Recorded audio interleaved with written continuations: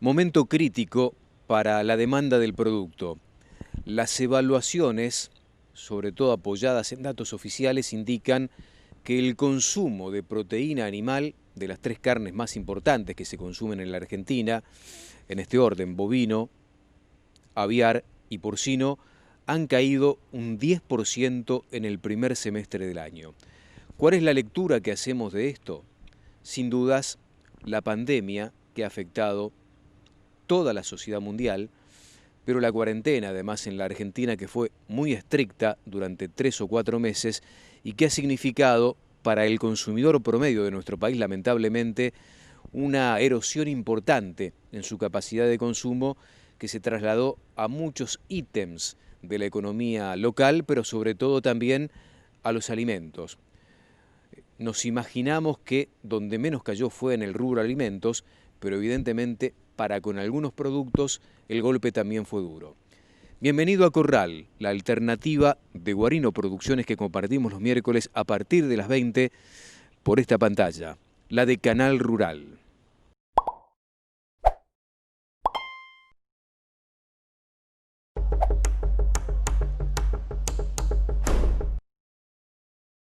En esta noche de Acorral vamos a hablar de destete hiperprecoz y destete precoz.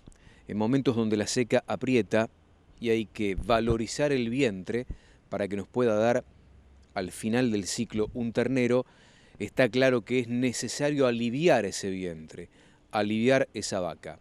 Destete hiperprecoz, destete precoz, comederos de autoconsumo después para un desarrollo más eficiente en campos mixtos de baja infraestructura y de bajo costo para producir carne como todos pretenden, de forma eficiente. Por eso charlamos con el ingeniero Martín Lado, jefe de campo de la Estación Experimental del INTA Concepción del Uruguay, que habla en principio de los beneficios y del porqué del destete hiperprecoz. Bueno, el destete hiperprecoz se empieza con 30 a 45 kilos de peso vivo del ternerito y 30 días de edad. ¿Y por cuánto tiempo se desarrolla justamente el trabajo con ese destete, teniendo en cuenta que hay que hacer un seguimiento muy exhaustivo del animal por la edad básicamente, ¿no? Exactamente. Bueno, el proceso tarda un mes, donde están 15 días con un destete hiperprecoz, que en este caso es un alimento del router, y después pasarían con un destete precoz, un alimento balanceado ya con un poquito menos de proteína, otros 15 días. ¿Qué ganancia diaria, si es que lo pueden medir esto, en función también del peso vivo de ese animal, y por cuánto tiempo eh, ambas opciones, en este caso, hiperprecoz y precoz? Sí, eso se mide siempre acá por una cuestión de experimentación, siempre se mide para tener los datos. Es bastante variable. Hay épocas donde el animal, el ternerito ese chiquito de destete hiperprecoz, mantiene peso, no gana ni pierde peso. Hay veces que gana peso, anda entre 200 y 300 gramos por día, y hay veces que pierde peso dependiendo más que nada por las condiciones climáticas.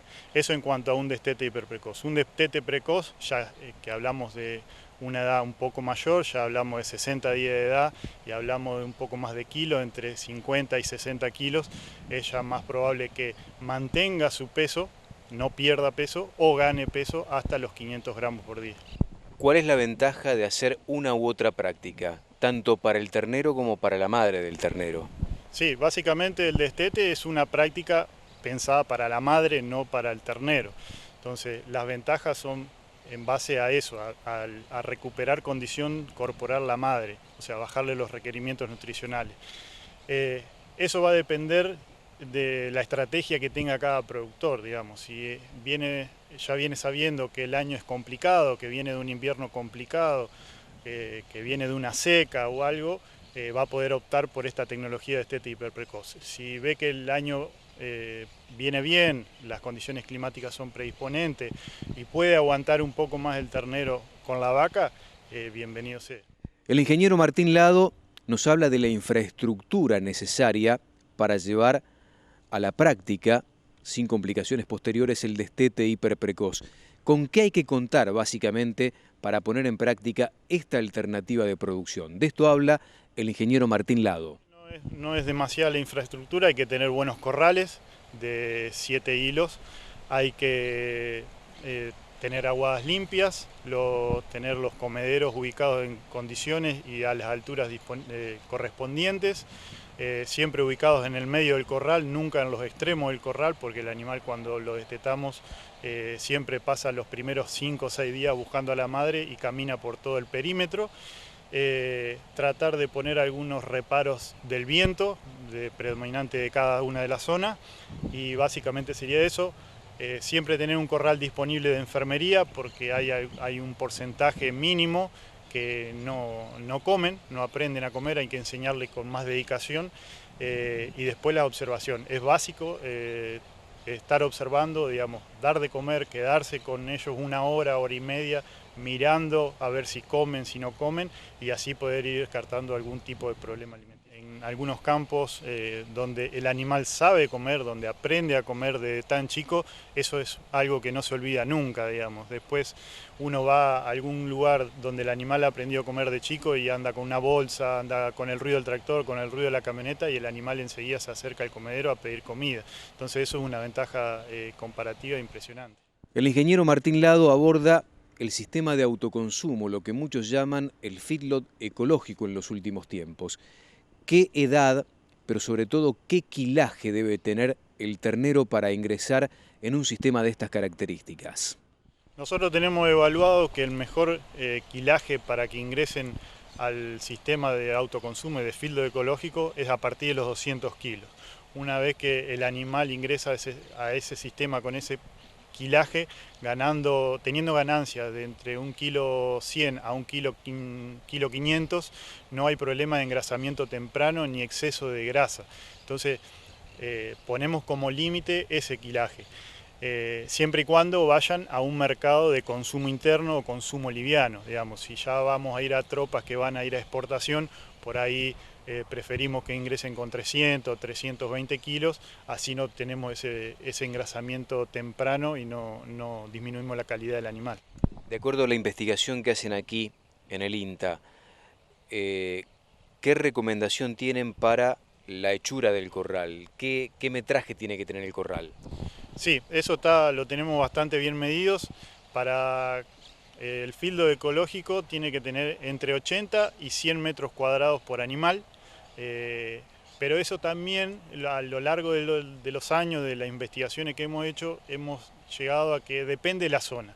Digamos, si uno está en una zona árida donde no tiene prácticamente precipitaciones, no tiene nunca barro en el corral, puede bajar a 80, 70 metros. Ahora, si uno está en zonas húmedas, como la Pampa Húmeda, provincia de Santa Fe, donde se han puesto muchos feedlots ecológicos por la cercanía del grano, esos ya tienen que hacer un estudio más exacto de su potrero, a dónde van a instalar el feedlot ecológico, pueden llegar hasta los 300 metros cuadrados, que no va a haber ningún tipo de formación de barro y el animal va a estar con su bienestar correspondiente.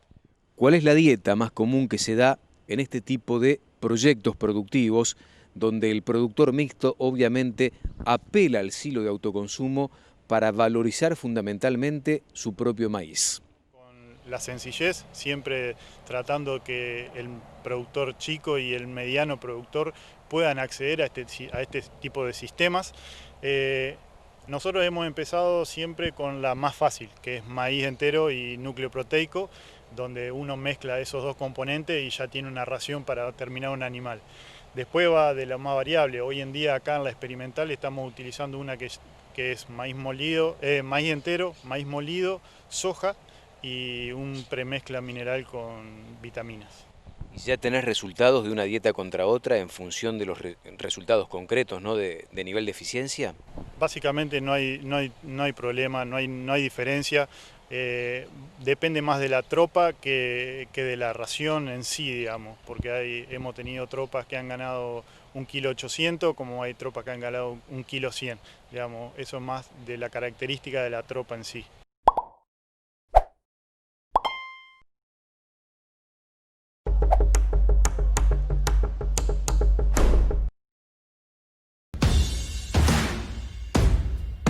Cuando usás tecnología Genofit en tu ganado, estás ahorrando, porque producís más carne con menos alimento. Genofit Bionutrición Ruminal, la evolución en la nutrición de ganado. Wincampo, software para feedlot. Eficiencia de conversión. Tecnología aplicada. Trazabilidad ganadera. www.wincampo.com. Omnigen. Apoya el sistema inmune del ganado ante eventos esperados e inesperados de estrés por calor. Ayuda a la regulación de la temperatura corporal. Omnigen, un producto de Fibro. Silk. Transformación tecnológica en nutrición. Premezcla líquida completa. Nuevo sistema en el mercado. Silk. Simple, rápido, preciso.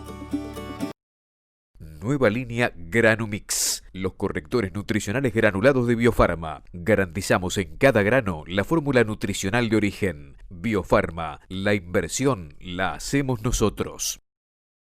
Llegó Rock, la primera premezcla peletizada para bovinos del mercado, con alta concentración de minerales, hasta 90% de proteína en base a urea y misma inclusión que premezclas en harina. Rock es tecnología innovadora para tu feedlot. Provimi, Cargill, Nutrición Animal. Suplefeed, Bionutrición Animal. Llegó la evolución biotecnológica que permite la digestión eficiente de fibra y almidón para bajar sus costos productivos. Producir más al menor costo es posible. Suplefeed. Conicar, una ganadería destinada a contribuir a un nuevo protagonismo de las carnes argentinas para producir carne de máxima calidad. Conicar, ganadería 5 estrellas.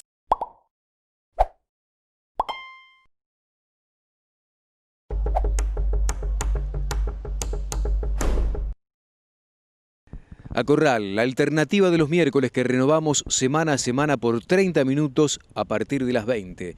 Metidos en la estación experimental INTA Concepción del Uruguay con la ingeniera agrónoma María Eugenia Munilla. Allí están tratando de abordar, en base a mediciones, sobre los distintos sistemas de castración. Sobre este trabajo que están haciendo de investigación en el INTA Concepción del Uruguay, habla la ingeniera María Eugenia Munilla. Swift, líder del sector en faena, ventas y exportación, presenta esta sección dedicada a brindarle información clave a los productores todas las semanas. Swift, acompañando al productor. Estamos trabajando con animales ahora en una experiencia formal donde queremos evaluar de forma integral lo que es bienestar animal y producción con respecto a esta práctica. La idea es comparar un grupo de animales que ya haya sido castrado, o sea que haya sido castrado a los 2 días de edad, versus otro grupo que sea castrado a los 7 meses de edad con pinza, la pinza de Burdizo, que es un método que no implica una abertura de herida, o sea, o no exponer tejido. Después otro método que es el tradicional, el cuchillo o bisturí, que también se hace a los 7 meses de edad, y otro grupo de animales que queda entero, que sería la tradicional categoría MEG. Entonces de esta manera lo que hacemos es ingresarlos a un periodo de acostumbramiento y ver cuál es el desempeño que tienen los animales durante el periodo de acostumbramiento y posterior al periodo de engorde. Entonces lo que hicimos fue hacer observaciones de comportamiento, tomamos muestras de sangre donde evaluamos proteínas, plasmática, que son un indicador de estrés, glucemia, vamos a evaluar también cortisol. Entonces de esta manera podemos tener un concepto integral de bienestar animal y ver cómo afectan de alguna manera las prácticas que nosotros le ejercemos a los animales sobre el bienestar y sobre la producción. En principio lo que vimos es que hay un efecto de esta práctica que se realiza antes del periodo de engorde y si bien son resultados parciales hasta el momento, lo que vimos es que la práctica de cuchillo, los animales pierden bastante peso, están cerca de los 20 kilos, entre 15 y 20 kilos están perdiendo los animales durante la primera semana del periodo de acostumbramiento. Eso también se vio en la práctica de pinza, pero con menor, digamos, o sea, perdieron menos peso, vamos a decir. Y lo que nos llamó también mucho la atención es que los animales que estaban enteros también perdieron peso. De hecho, fueron el grupo que más perdieron peso. Estaban todos en los 20, 22 kilos durante la primera semana. Esto nos llamó mucho la atención porque uno dice, bueno, no le aplicamos ningún tratamiento ni le ejercimos nada, digamos, ninguna práctica, pero por lo que estuvimos viendo en las observaciones de comportamiento, los animales tienen mucha competencia y tienen una reorganización social. Entonces, ahora queremos ver cuánto dura ese periodo de reorganización. Lo que vemos es muchas montas dentro del corral, los animales se topan y están continuamente en esa actividad, ¿sí? Son animales de 7, 8 meses de edad que ya están iniciando la pubertad y tienen bastante actividad sexual, digamos, o de manifestación de dominancia. Entonces, vimos que por lo menos esa condición durante la primera semana le hizo perder más de 20 kilos, que fue, digamos, el tratamiento o el grupo que más perdió kilos. La ingeniera agrónoma María Eugenia Munilla considera que cuanto más joven en la castración el animal, mucho mejor para su desarrollo. Estamos hablando de juventud del animal a las pocas horas de nacimiento, teniendo en cuenta que la espera provoca pérdidas muchas veces irreparables, sobre todo en los ciclos cortos de producción para esos terneros que van con destino de engorde de lotes de consumo definido. De esto habla la ingeniera María Eugenia Munilla. Por ahí uno le puede hacer, digamos, en este caso en lo que es castración al día de nacimiento o a los 2 días, es lo que menor efecto negativo tiene después sobre el animal. Y también, o sea, que no es menos importante, lo que vimos es que estas prácticas, por ejemplo, el tradicional método de la yerra o la castración donde se voltea el animal y demás, genera un riesgo también para el operador. En cambio, o sea, no es lo mismo trabajar con un ternero de 200 kilos, donde se necesitan 2 o 3 personas, con respecto a otro, donde una sola persona tranquilamente lo puede manipular bien y ejercer la castración. Todavía nos falta mucho trabajo, o sea, lo que estamos viendo en principio es que hay diferencias en lo que es peso o desempeño al inicio del periodo de engorde o de acostumbramiento, pero tenemos que ver cuánto tiempo se prolonga ese efecto negativo de la práctica de castración o de la condición de que estén enteros en el transcurso del engorde. Y eso también sin duda va a generar una calidad de carne o un grado de terminación distinto. Todavía estamos trabajando, pero en principio, o sea, y por lo que ya hemos visto, uno recomienda hacer la castración al animal cuando sea lo más joven posible, ¿sí? De hecho, uno no solamente es la práctica, no solamente tiene que hacer la práctica, sino que después, en el caso del método con pinza, se ve que hay una inflamación notable, digamos, de la capa dura. Y lo que es cuchillo, bueno, puede haber una serie de infecciones, miasis, etcétera, que pueden complicar también el avance del animal. Ahora estamos en invierno, eso no lo vemos, pero en verano o en otras temporadas de más calor eso puede ocurrir. El impacto, que es la espera justamente para la castración, es que esos animales, entre otras cosas producto del estrés, pierden hasta el 10% del peso vivo. Y bueno, y estos tratamientos o sea, castrado o no castrado y diferentes métodos de castración, también lo cruzamos con el uso de analgésicos, ¿sí? Y por ahí, para no entrar demasiado en detalle, no mezclarnos, pero lo que vimos más destacado es que en la castración con pinza, los animales, en vez de perder, o sea, se reduce el 50% de la pérdida de peso cuando se usa un analgésico, ¿sí? Entonces, nosotros en vez de estar perdiendo 13 kilos por animal, con el método con pinza, sin analgésico, pasamos a perder unos 5 o 6 kilos, ¿sí?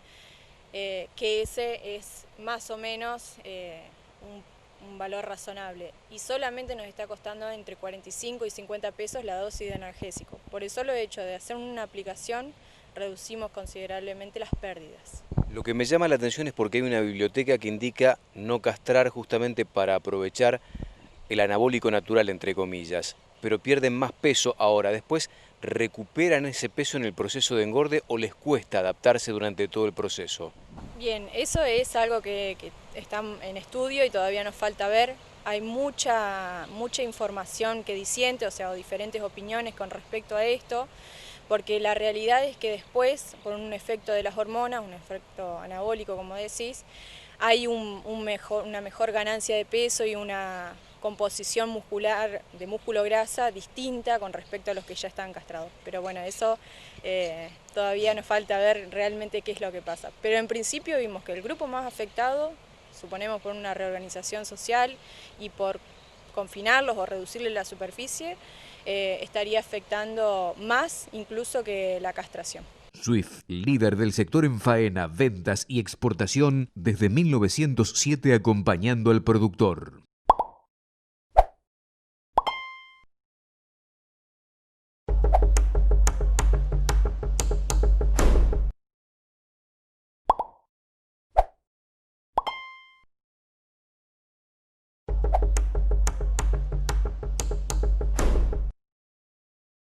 A Corral, allí abajo las vías de comunicación, para que una duda o una inquietud generen posteriormente próximos temas de nuestros encuentros semanales que renovamos los miércoles por esta generosa ventana que es la pantalla de Canal Rural. El ingeniero Martín Lado, hablando de la necesidad o no de partir el grano pensando en animales pequeños que tienen destino de consumo interno. Digamos, nosotros tenemos evaluado que animales por debajo de los 24 meses y de los 400 kilos de peso vivo tranquilamente pueden comer el maíz entero, no hace falta partirlo o molerlo. Ya cuando uno tiene en animales con mayores de 24 meses o mayores de 400 kilos, ya uno tiene que partir o moler el maíz porque el animal no lo va a poder aprovechar al 100%. ¿Tienen problemas de acidosis? Prácticamente no, digamos. Una de las condiciones básicas de estos sistemas de fibra cero y de autoconsumo es que el 50% de la ración tiene que ser de maíz entero. Esto hace que el animal genere saliva y mantenga el pH en un nivel que no le produce ningún tipo de problema digestivo. Entonces, la verdad que los problemas de acidosis en este tipo de sistemas son muy bajos. ¿El agua dónde va ubicada? ¿Dónde va ubicado el autoconsumo, el silo? ¿Qué tipo recomiendan ustedes de silo de autoconsumo? ¿Y el agua? Hay varios tipos de silo, digamos, hoy están muy de moda los silos, se comenzó con las casitas de madera, cuando yo recién empecé acá estaban las casitas de madera de 2.000, 3.000 kilos. La verdad que eso depende de cada uno de su manejo y de su logística, digamos, depende la cantidad de veces que quiere llenar el silo, es la cantidad de kilos que tiene que almacenar. Y después siempre una condición sine qua non, el agua en una punta y la comida en otra punta para tener ese vaya y venga del animal para que distribuya homogéneamente la bosta y sus residuos. ¿Es necesario o no rotar el silo de autoconsumo? Cambiarlo de lugar, básicamente, de eso se trata. ¿Es imprescindible o no en estos sistemas productivos? Por lo general ese es un punto a tener en cuenta, más que nada en zonas húmedas, donde por ahí tiene una precipitación, siempre el animal va a hacer pozo alrededor del silo o del comedero, entonces siempre es aconsejable una vez que el silo se vació y uno lo vaya a llenar de vuelta, lo rote del lugar para no generar tanto pozo. ¿Cada cuánto se recomienda cargar ese silo de maíz? Obviamente que esto está directamente relacionado en función de la cantidad de animales que tenés en el corral, pero ¿qué es lo que recomiendan ustedes? Nosotros recomendamos que sea una vez por semana por lo menos. Digamos, uno disminuye la logística cargando el silo una vez por semana, una vez cada 15 días, eso es lo ideal. Ya cuando uno tiene que cargar todas las semanas 2 veces el silo, ya ahí se pone un poco bastante complicado y complica la logística de cada uno de los productores. ¿Dónde ven que se desarrolla este sistema, teniendo en cuenta que estamos hablando fundamentalmente del litoral, parte del litoral y de la Argentina central, donde hay mucha producción de grano y también hay muchas explotaciones mixtas que generan su propio ternero inclusive, ¿no? Sí, la verdad que hemos visto que se ha ido expandiendo a medida que pasa el tiempo en todo lo que es la zona de pampa húmeda, donde está la producción de grano. Digamos, hoy el costo del flete es bastante importante y entonces el productor elige el productor agrícola elige volcarse un poco a la ganadería para darle un valor agregado a su maíz. Entonces, la verdad que al principio lo veíamos acá en la zona nada más, pero hoy se ha ido extendiendo en toda la pampa húmeda.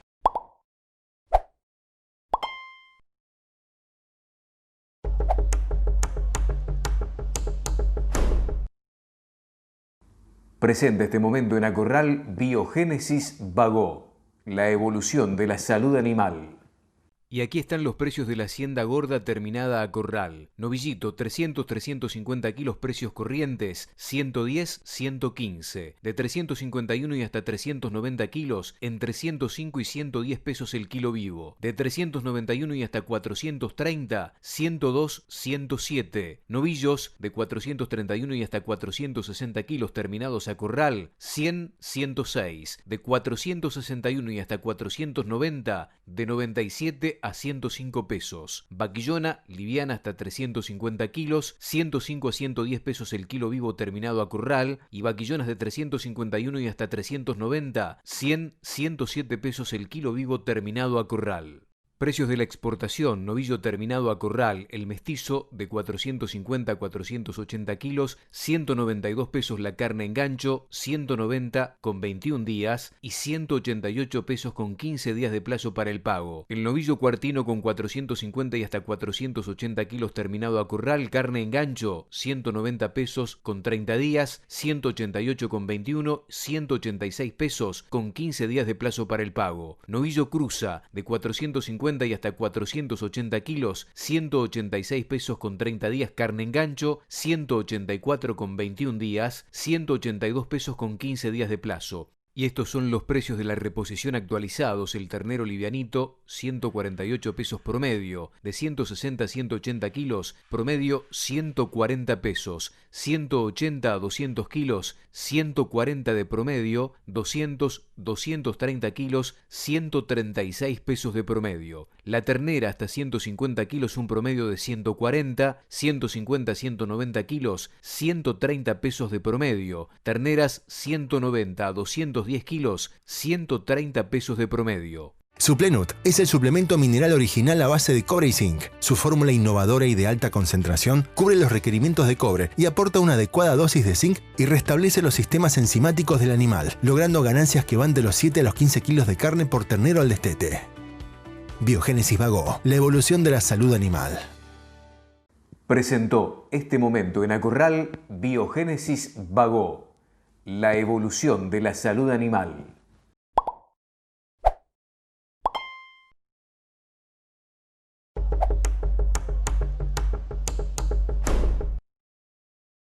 Esto fue Acorral. Gracias por la compañía como de costumbre. Hasta la próxima semana.